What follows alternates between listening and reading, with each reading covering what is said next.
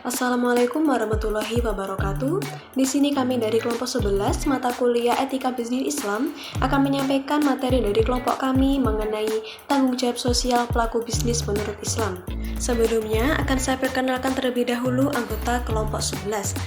Kelompok 11 ini beranggotakan 4 orang. Yang pertama ada Istiqomah dengan akronim 101, yang kedua ada Alifia Nurrahma dengan akronim 107, yang ketiga ada Jenila dengan akronim 142, dan yang keempat ada Devinta Listiana Bulan dengan akronim 143. Berikut penjelasan materi dari kelompok kami.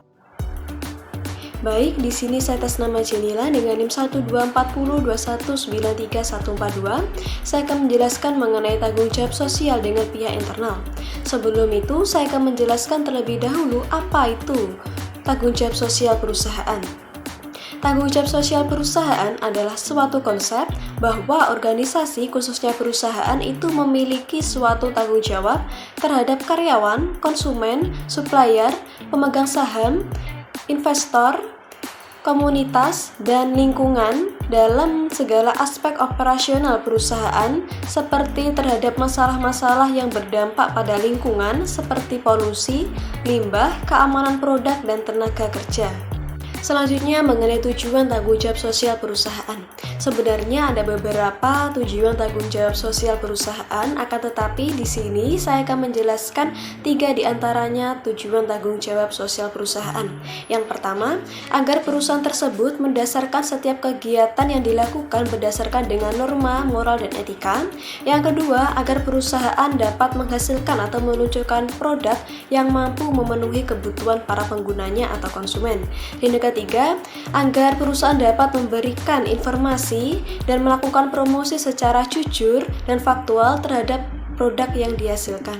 Untuk strategi pengelolaan tanggung jawab sosial perusahaan itu sendiri ada 4. Yang pertama adalah strategi reaktif, yang kedua strategi defensif, yang ketiga strategi akomodatif, dan yang keempat ada strategi proaktif.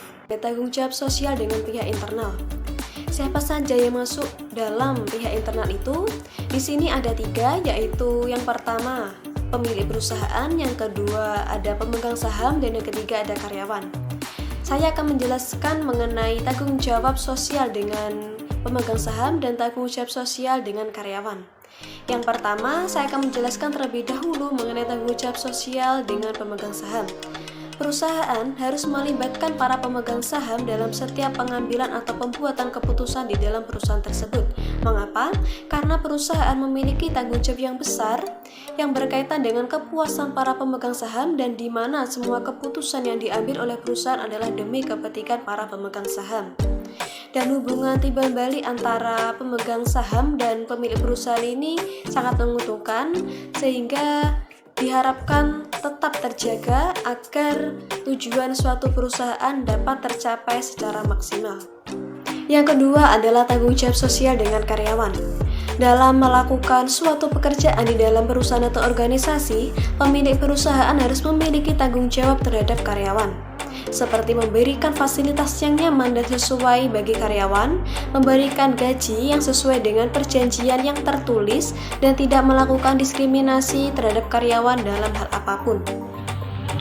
Yang kedua yaitu tanggung jawab sosial dengan pihak eksternal. Yang pertama, tanggung jawab sosial kepada konsumen. Perusahaan berusaha memberikan manfaat yang baik dengan menjual produk atau jasa kepada para konsumennya dengan harapan adanya repeat order dari mereka. Yang kedua, tanggung jawab sosial kepada supplier.